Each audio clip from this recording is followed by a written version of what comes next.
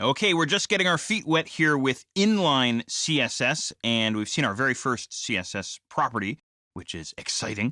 I want to continue on our discussion here. So what I'm going to do right off the bat, I'm going to get rid of this red background color. I'm going to remove it from the body tag. So basically what I'm going to do is I'm going to select everything that you and I just coded in, including the closing quotes and things like this, and get rid of it all, any extra spaces as well. And of course, when I save and refresh, everything returns to normal. Now I'm just going to flip back over to my code here. Now, the next thing that I want to do is I want to show you how to change the text alignment. This is something, again, that we saw using an HTML attribute.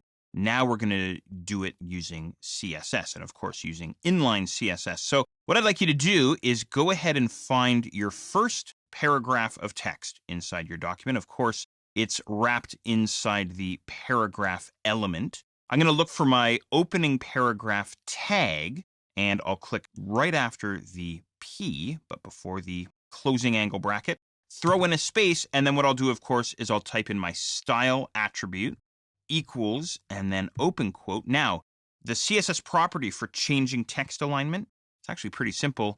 Text dash align, just like that. Full colon space. And then we would type in our alignment, left, center, or right. So I'm going to type in center, American spelling, watch for that, followed by a semicolon, and then, of course, closing my quote. All right. Now, because this inline CSS is applied only to the first paragraph inside my document, that's the only paragraph whose text alignment is going to change, right? So I'm going to go ahead and save everything, flip back over to the browser, refresh. And there, the alignment on my first paragraph is now aligned to the center, which is great. Okay, so fairly straightforward, though, fairly easy stuff. We're kind of dipping our toes into the universe of CSS here, very slowly but surely. Now, something else I want to bounce off of you here. What if I want to make use of more than one CSS property? For instance, what if I want to change the background color, which we saw in the previous exercise, and I also want to change the text alignment? Well, here's what we would do. I'm going to go and look for my inline formatting inside the opening paragraph tag for the first paragraph.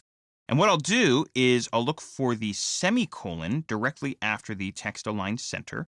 I'll click right after that semicolon, put in a space, and then I'll throw in another CSS property. I'll throw in my background dash color, just like this, full colon space.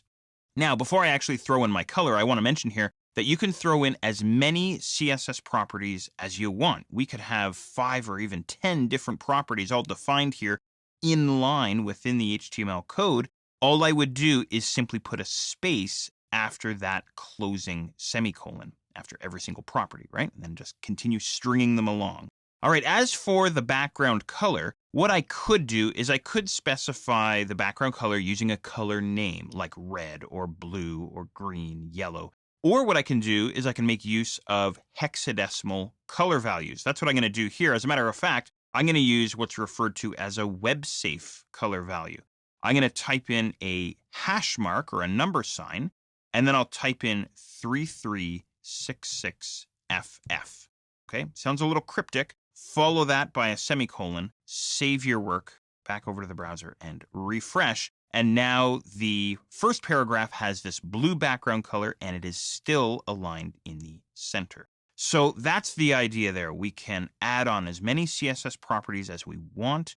We can make use of named color values or hexadecimal color values. Lots of great stuff here. Now, there's even more that I want to show you here. So once again, I'm going to ask you to sit tight, and I'll catch up with you in the next exercise more to show you with inline formatting.